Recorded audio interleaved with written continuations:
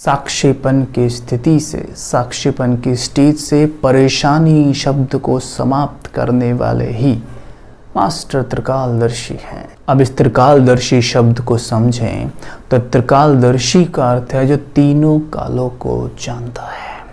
त्रिकालदर्शी जो होगा वो साक्षी आप ही हो जाएगा। उदाहरण के तौर पर जैसे एक मूवी होती है, अगर उस मूवी की पूरी स्टोरी को हम जानते हैं तो अंत में अगर कुछ मारपीट ऊपर नीचे हो रहा है तो हम उसे देखकर ये प्रश्न नहीं उठाएंगे ये ऐसा क्यों हो रहा है। हमको पता है कि जो विलन ने क्या किया था शुरू में, बीच में हीरो के साथ, उसकी फैमिली के साथ, तो अभी वो पिट रहा है। हाँ ठीक है, हमें कोई प्रॉब्लम नहीं है। लेकिन अगर एंड में देखें एकदम ना ये पता कौन विलन है कौन हीरो है और कौन ये इसे इतनी बुरी तरीके से पीट रहा है तो एकदम से यार पता नहीं क्या, तो थोड़ा सा लग सकता है हमें अजीब, क्योंकि हम आदि मध्य अंत को नहीं जानते हैं। पूरी मूवी को जानने वाला कभी भी विचलित नहीं होता, उसके प्रश्न नहीं उठते।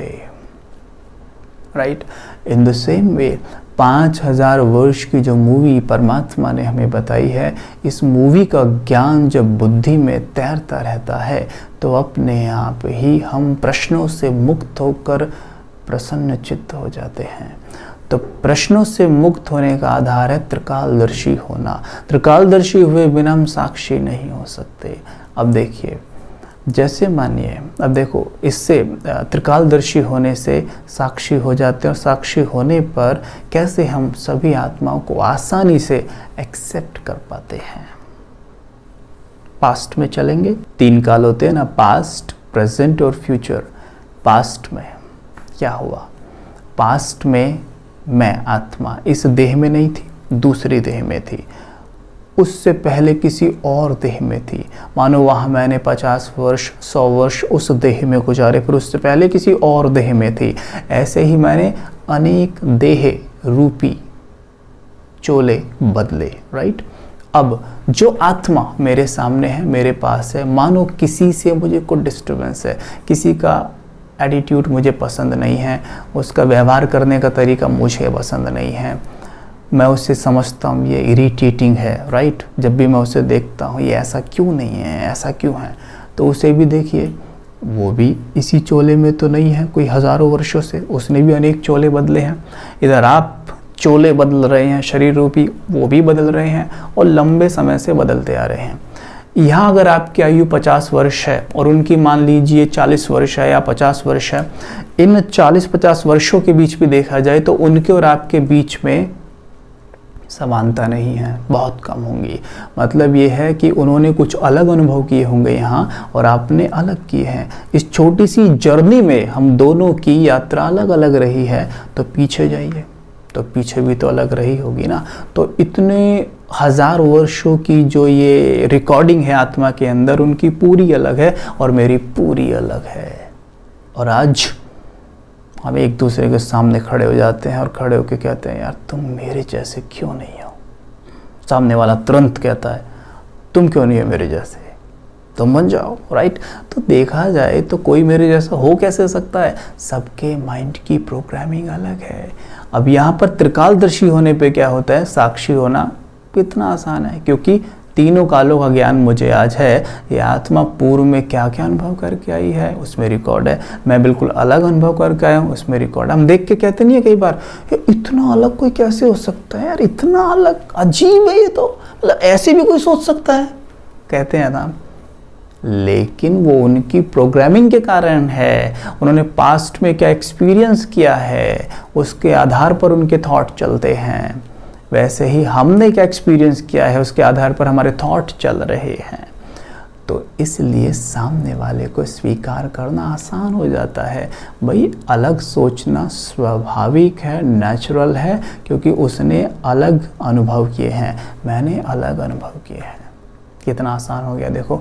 Now I can accept everyone. और जब हम दूसरों को आसानी से स्वीकार करते हैं तो सबसे पहले जो रिलेशंस में प्रॉब्लम्स चलती है ना, आप देखिएगा, चिंतन करेंगे तो जीवन में 99% जो हमारी प्रॉब्लम्स है ना रिलेशंस की, वो सारी यहीं से शुरू होती हैं। वी डोंट एक्सेप्ट पीपल, हम बस चाहते हैं ये हमारी जैसे बन जाए, बस हमारी जैसे बन जाए।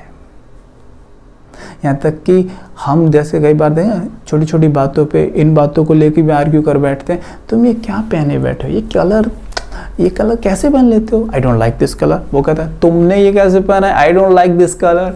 तो ये देखो छोटी छोटी बातों पे पता है भाई मुझे वाइट पसंद है, तुमको रेड पसंद है, तो ठीक है ना, we should accept the people, क्योंकि उन्होंने रेड पसंद होने का कोई विशेष कारण ज़रूर रहा है।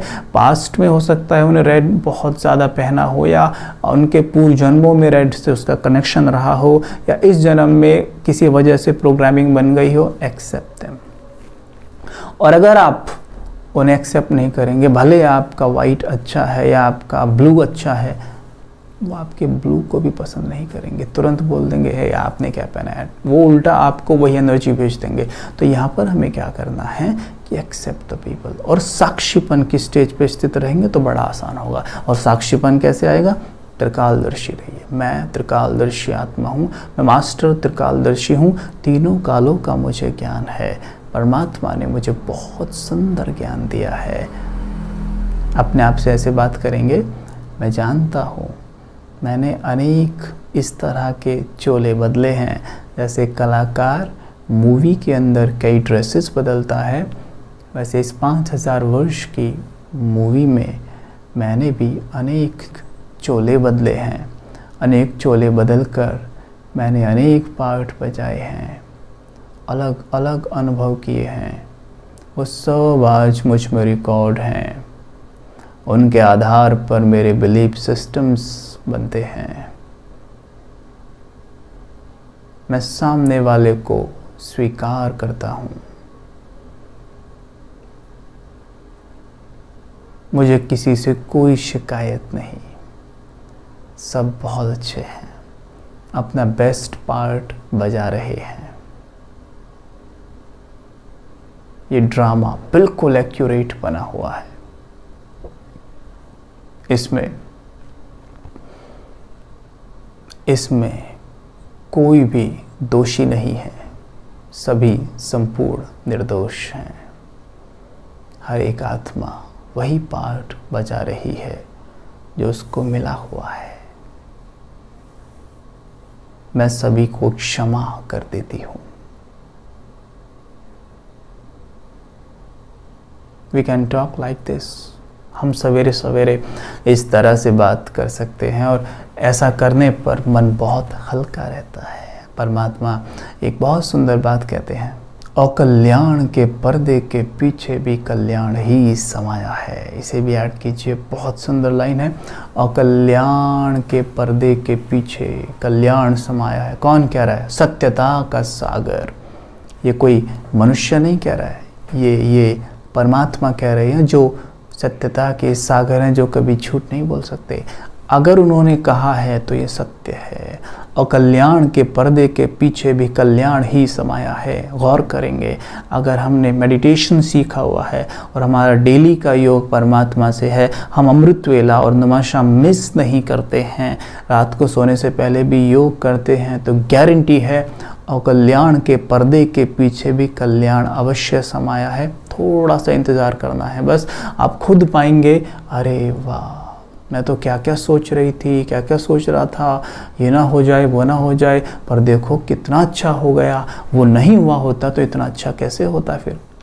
अब ये तो हो रहा है ज्ञान के आधार पर, अब लेते हैं अनुभव के आधार पर।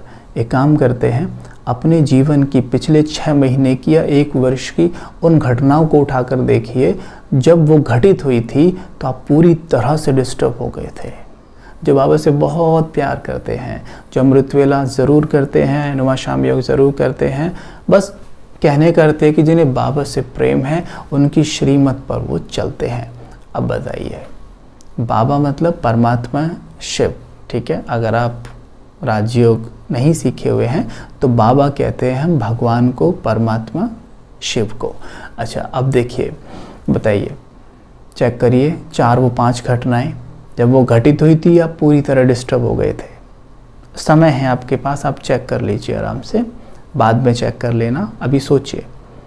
और जो पूरी तरह डिस्टर्ब थे उस वक्त आप बहुत अधिक बाबा को याद कर रहे थे, बाबा कुछ करो बाबा, और फिर उसका एंड बहुत सुखद हुआ।